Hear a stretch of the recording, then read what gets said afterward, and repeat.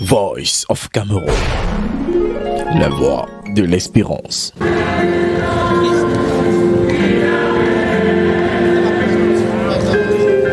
Plusieurs confessions religieuses du Cameroun se sont retrouvées ce dimanche à la basilique Marie-Reine des Apôtres de Mvolier pour remettre entre les mains du Tout-Puissant le grand dialogue national annoncé par le chef de l'État, son Excellence Paul Biya.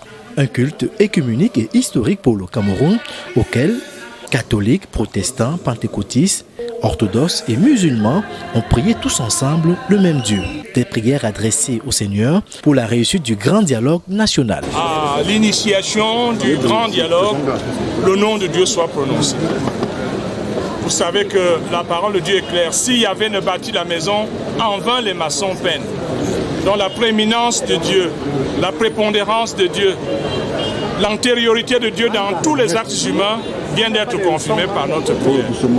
Et par conséquent, nous pouvons augurer que les travaux qui vont s'initier demain sont placés sous des auspices rassurants parce que le Seigneur Dieu lui-même est aux commandes.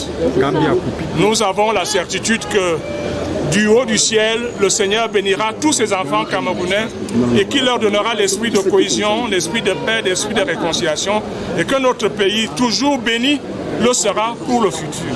Plusieurs membres du gouvernement étaient présents à ce culte interreligieux, parmi lesquels Paul Atangadji, représentant personnel du chef de l'État. Tu as accordé une dimension spirituelle aux grands événements du Cameroun.